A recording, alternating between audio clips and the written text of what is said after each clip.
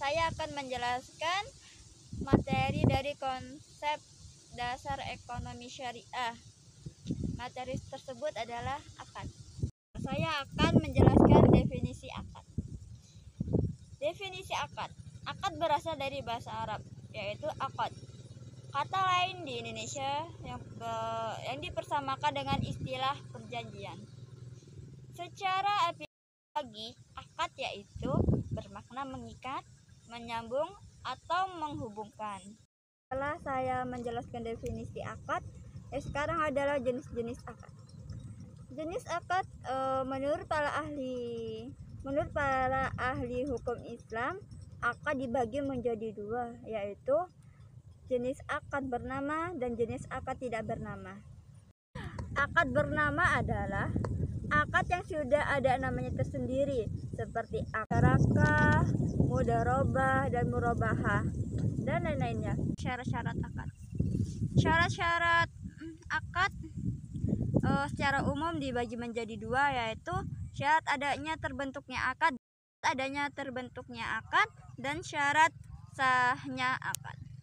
Nah, jika syarat dan sahnya akad tidak terpenuhi, maka akad akan dianggap tidak ada atau tidak terbentuk, dan akad tersebut akan batal.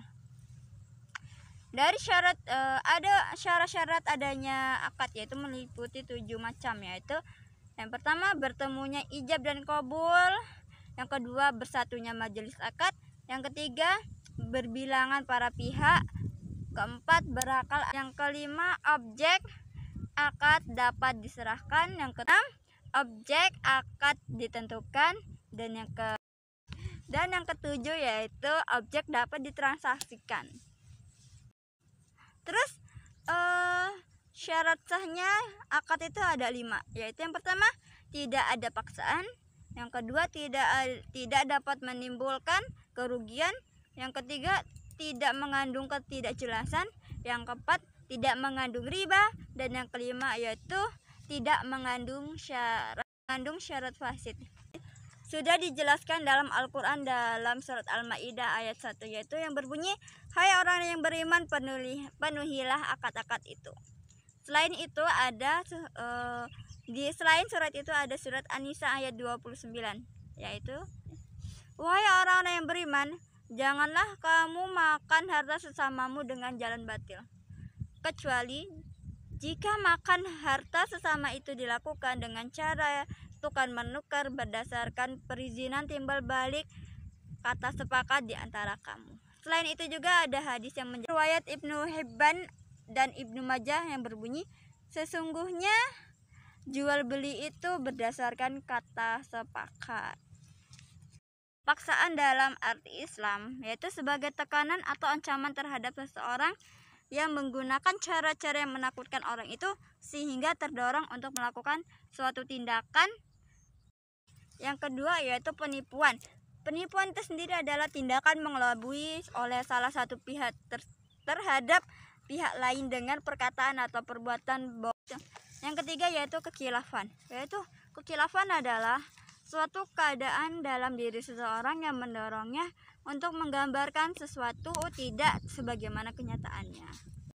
Asas-asas dalam perjanjian atau akad, yaitu yang pertama prinsip ibahah, yang kedua asas kebebasan berkontrak berakad, yang ketiga yaitu asas konsensualisme, yang keempat asas janji itu mengikat, yang kelima asas keseimbangan, yang keenam asas kemaslahatan. Dalam mewujudkan tujuan syariat akad dalam Islam juga harus merujuk pada prinsip-prinsip bisnis, yaitu yang pertama prinsip haramnya riba yang menyatakan bahwa segala bisnis yang mengandung riba dilarang. Yang kedua prinsip kerelaan, yaitu yang menyatakan bahwa setiap transaksi harus dilandasi rasa kerelaan antara kedua belah pihak. Yang ketiga prinsip keadilan. Prinsip keadilan bahwa transaksi itu harus mendatangkan keadilan bagi para pihak yang bertransaksi. Yang keempat prinsip kehendak bebas, yaitu bahwa orang yang melakukan transaksi harus dalam kondisi bebas atau merdeka. Yang kelima prinsip kebenaran, yaitu yang mendasarkan pada prinsip kebajikan dan kejujuran. Yang ketujuh yaitu prinsip kemanfaatan, bahwa setiap transaksi harus mendatangkan manfaat bagi para pihak. Jadi kesimpulannya, segala apapun itu dalam ekonomi, yang diutamakan adalah sebuah akad.